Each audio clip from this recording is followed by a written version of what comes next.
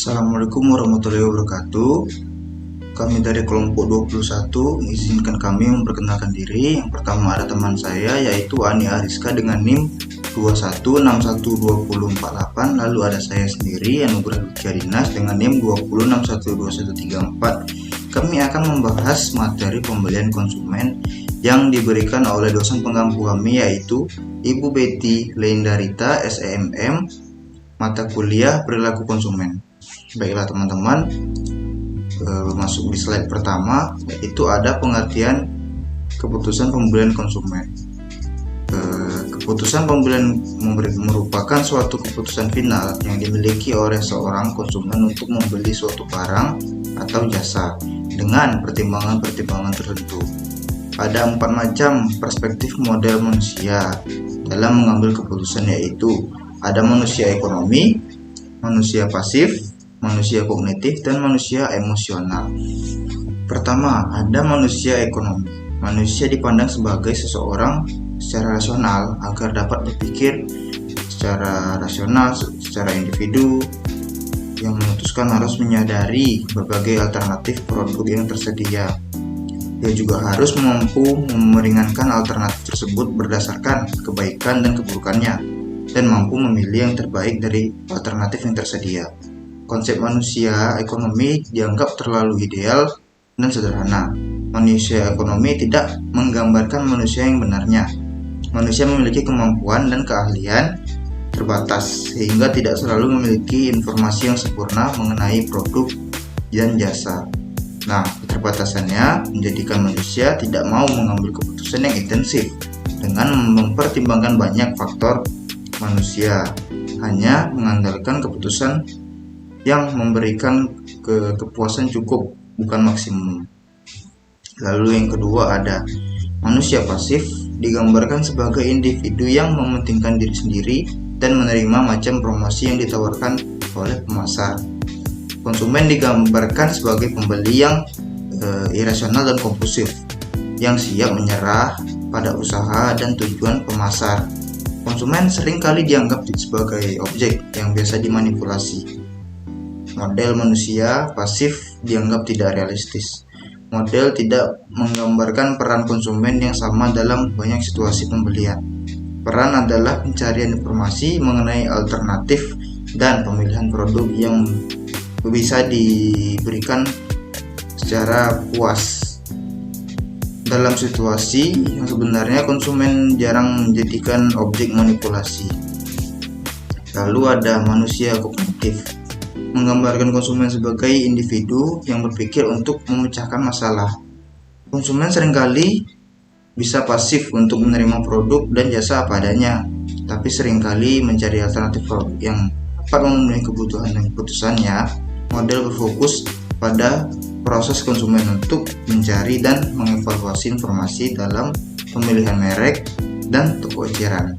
Model manusia kognitif menggambarkan konsumen sebagai sebuah sistem pemrosesan informasi. Pemrosesan informasi akan membawa konsumen pada pembentukan kesukaan selanjutnya.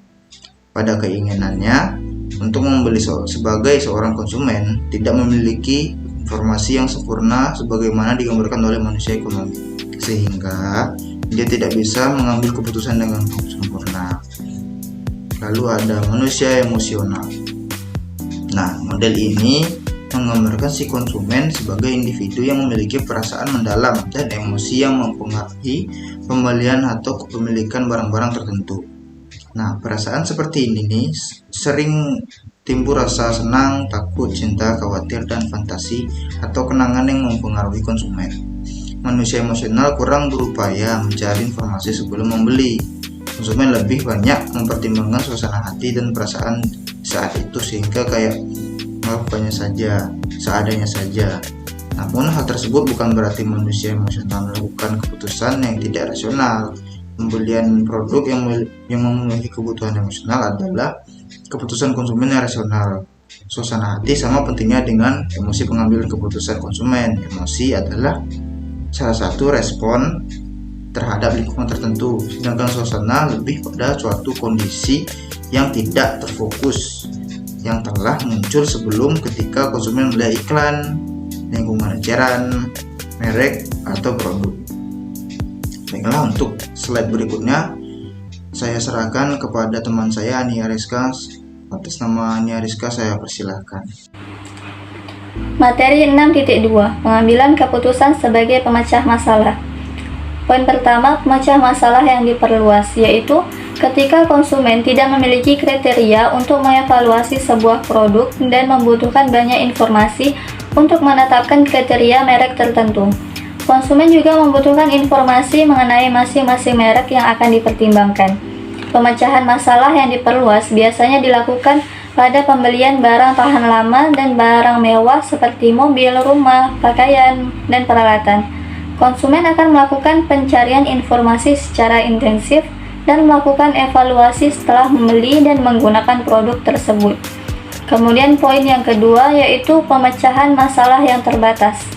Ketika konsumen sudah memiliki kriteria dasar untuk mengevaluasi kategori produk dan berbagai merek, namun konsumen belum memiliki preferensi tentang merek tertentu, konsumen hanya membutuhkan informasi tambahan untuk membedakan merek-merek tersebut.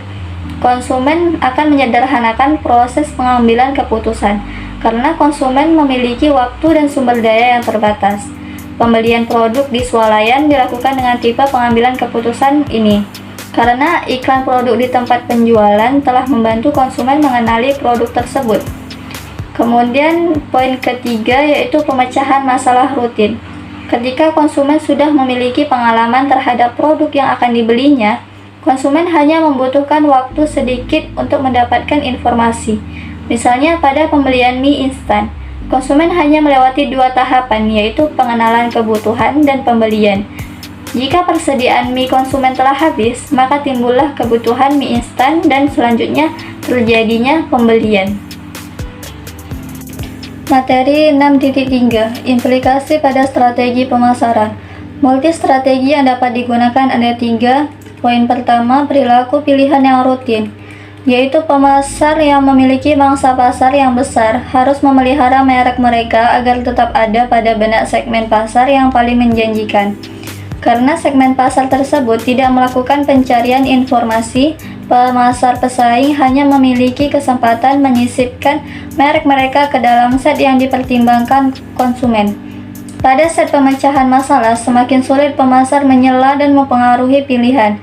Pemasar merek baru atau merek yang mangsa pasarnya rendah harus berupaya menyela proses pemecahan masalah konsumen. Tujuannya untuk menarik konsumen ke pengambilan keputusan terbatas yang lebih terkontrol dan disadari, yang memasukkan merek baru ke dalam set yang dipertimbangkannya.